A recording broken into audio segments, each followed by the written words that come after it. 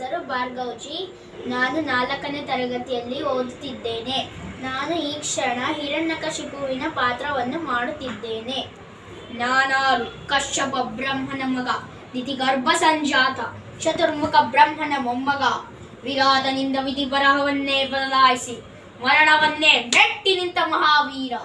ಅದಿತಿಯ ಮಕ್ಕಳ ಅಟ್ಟಹಾಸವನ್ನು ಸುಟ್ಟು ಆದಿತ್ಯನ ಅಟ್ಟಹಾಸವನ್ನು ಮಟ್ಟ ಹಾಕಿದ ಸಾಹಸಿ.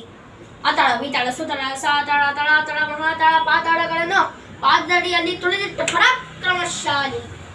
ಅಡಿಯಿಟ್ಟರೆ ಬೆರೆಯೋದು ಭೂಮಿ, ತಲೆ ಎತ್ತಲು ಬೆಚ್ಚೋದು ಬಾನು, ಕೈ ಎತ್ತಲು ನಡಗೋದು ಸೃಷ್ಟಿ. ಚತುರ್ಮುಖನ ಸೃಷ್ಟಿಯೇ ನನ್ನ ಆಜ್ಞೆಯನ್ನು ಪಾಲಿಸುತ್ತಿರುವಾಗ ಯಕ್ಕಶ್ಚಿತ್ ನನ್ನ ಮಗ, ನಾ ಜನ್ಮ ಕೊಟ್ಟ ಮಗ, ನನ್ನ ವಂಶವನ್ನೇ ಬೆಳಗಬೇಕಾದ ನನ್ನ ಕುಮಾರ. ನನ್ನ ಆಶಾ ಜ್ಯೋತಿಯಿಂದ ಇಂದು ನನ್ನ ಮನಸ್ಸಿಗೆ ನೆಮ್ಮದಿ ಇಲ್ಲವೆಂದರೆ ಛೀ, ಇದೊಂದು ಬದುಕೆ, ಇದೊಂದು ಜನ್ಮವೇ, ಎಂತಹ ದುರ್ವಿಧಿ, ಇದೆಂತಹ ದುರ್ವಿಧಿ. ನಾನೇ ಸರ್ವಶಕ್ತಿ ಎಂದುಕೊಂಡರೆ ಅದಾವ ಶಕ್ತಿ ನನಗೆ ಎದುರಾಗಿ ನಿಂತು ಕಾಡುತ್ತಿದೆ. ಅದಾವ ಶಕ್ತಿ ಪುತ್ರನನ್ನೇ ಶತ್ರುನಾಗಿ ಮಾಡಿದೆ. ಅದಾವ ಶಕ್ತಿ ನನ್ನನ್ನು ಎದುರಿಸುವ ಧೈರ್ಯ ತುಂಬಿದೆ. ಅದಾವ ಶಕ್ತಿ ಅವನಿಗೆ ಸಾವು ಬರದಂತೆ ತಡೆದಿದೆ. ಅದಾವ ಶಕ್ತಿ ನನ್ನ ಮುಖ ಭಂಗ ಮಾಡಿ ತಲೆ ತಗ್ಗಿಸುವಂತೆ ಮಾಡಿದೆ.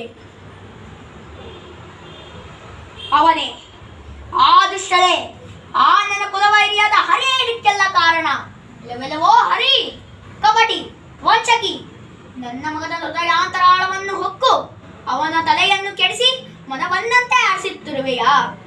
ನಿನಗೆ ಪೌರುಷವಿದ್ದರೆ, ಪರಮ ಪುರುಷೋತ್ತಮನೇ ನೀನಾಗಿದ್ದರೆ, ನನ್ನಂತೆ ನಿಜವಾದ ಗಂಡು ನೀನಾಗಿದ್ದರೆ ಬಾ, ಬಂದು ಎದುರಿಗೆ ನಿಲ್ಲು.